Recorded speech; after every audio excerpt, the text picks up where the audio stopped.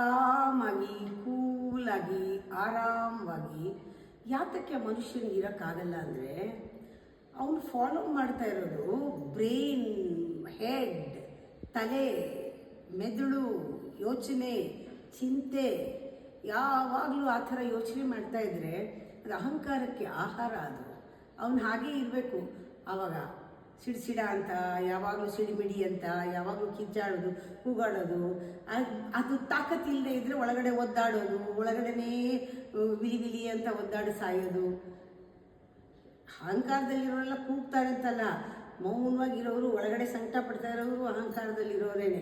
ಕಾಮಾಗಿರಲ್ಲ ಅವರು, ಒಳಗಡೆ ಆ ಒಂದು ಬಾಯ್ಲಿಂಗ್ ನಡೀತಾ ಇರುತ್ತೆ, ಬಿ ಪಿ ಏರ್ತಾ ಇರುತ್ತೆ, ಒಳಗಡೆ ಮಾತಾಡೋಕ್ಕೆ ತಾಕತ್ತಿಲ್ಲ ಸುಮ್ಮನೆ ಇರ್ತಾರೆ. ಅದು ಕೂಡ ಅಹಂಕಾರನೇ.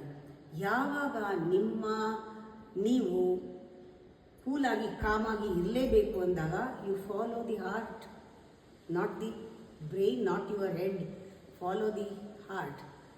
ಇದು ಡೈರೆಕ್ಟ್ ಕನೆಕ್ಷನ್ ಇದೆ. From your being directly energy comes here, not here. ಕೋರಿಂದ ಬರೋದು ಫಸ್ಟು ಪರಮಾತ್ಮನಿಂದ ಕನೆಕ್ಷನ್ ಸಿಗೋದು ಹಾರ್ಟಿಂದ, ಇಲ್ಲಿಂದ ಅಲ್ಲ. ಇದು ಕ್ರಿಯೇಟೆಡ್ ಸೆಂಟರ್, ಇದು ಒರಿಜಿನಲ್ ಸೆಂಟರ್. ಹಾರ್ಟಿಂದ, ನಿಮ್ಮ ಹೊಕ್ಕಳಿಂದ, ಹಾರ್ಟಿಂದ ಬರುತ್ತೆ ನಿಮಗೆ ಆ ಕಾಮ್ನೆಸ್ಸು, ಕೂಲ್ನೆಸ್ಸು ಎಲ್ಲ ಕೂಡ ಇಲ್ಲಿಂದ ಬರುತ್ತೆ.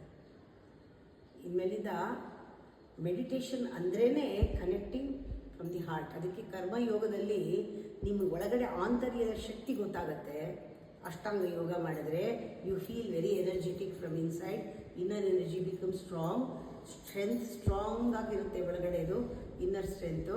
ಹಾಗೆಯೇ ಭಕ್ತಿ ಯೋಗದಲ್ಲಿ ನೀವು ಒಳಗಡೆ ಒಂದು ಜೀವ ತುಳಿಯುತ್ತೆ ಪರಮಾತ್ಮನಿಗೆ.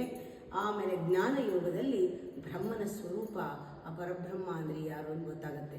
ಎಲ್ಲ ಯೋಗನೂ ಕೂಡ ಒಂದಾದಾಗ ನೀವು ರಾಜಯೋಗಿಗಳು.